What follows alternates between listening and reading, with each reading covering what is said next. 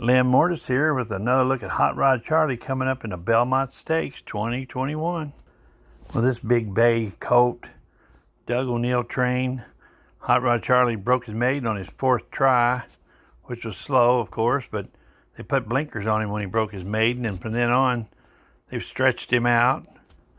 Almost everything in his pedigree would make you think he's a speedball, and he has shown speed, and you would think he would be a 6 to 7 furlong horse, like his half brother Matoli. You know, Matoli was a monster horse, maybe one of the better sprinters in recent memory. Eclipse Award winner, Breeders' Cup winner. Matoli was tough. You're a half brother of Matoli, and then, man, I don't know how he stretched out like he does with his pedigree on that side, but I remember when he broke his maiden on his fourth try.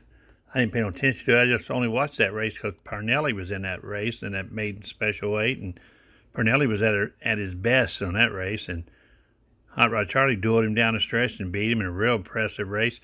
Put him in a Breeders' Cup. I was kind of amazed that they put this horse in a Breeders' Cup, Hot Rod Charlie.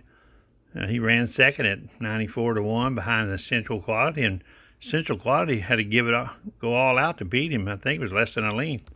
Then they brought him back in the Robert B. Lewis, grade 3. Medina Spirit won that race. He finished third.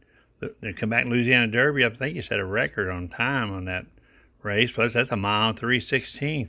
I mean, this is a horse that I would have thought I wouldn't have believed he could go that far. I mean, if he just went by pedigree, I don't know. Maybe I missed it, but I couldn't imagine he could run that distance. And then he come back in Kentucky Derby. I still wasn't a big fan of Hot Rod Charlie. I was when he won that Louisiana Derby, but I was surprised he came back. Usually after Robert B. Lewis, I figured Hot Rod Charlie was for real. Then he come back in the Louisiana Derby.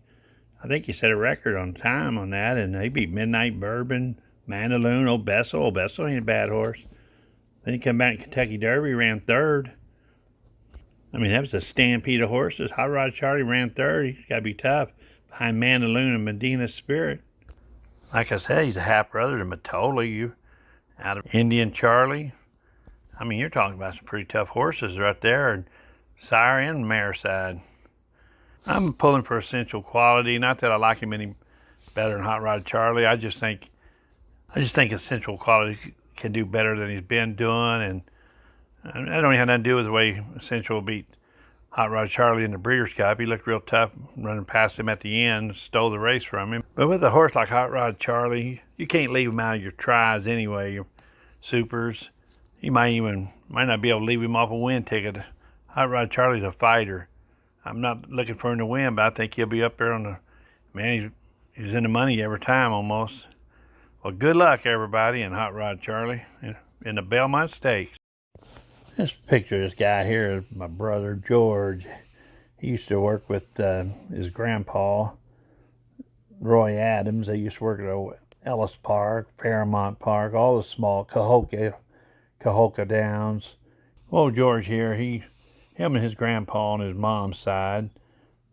Old Roy Adams, man, he worked at Ellis Park most of his life, and they traveled around, helped put a lot of turf races in, a lot of turf courses in back in I think it was the 90s, a lot of years ago.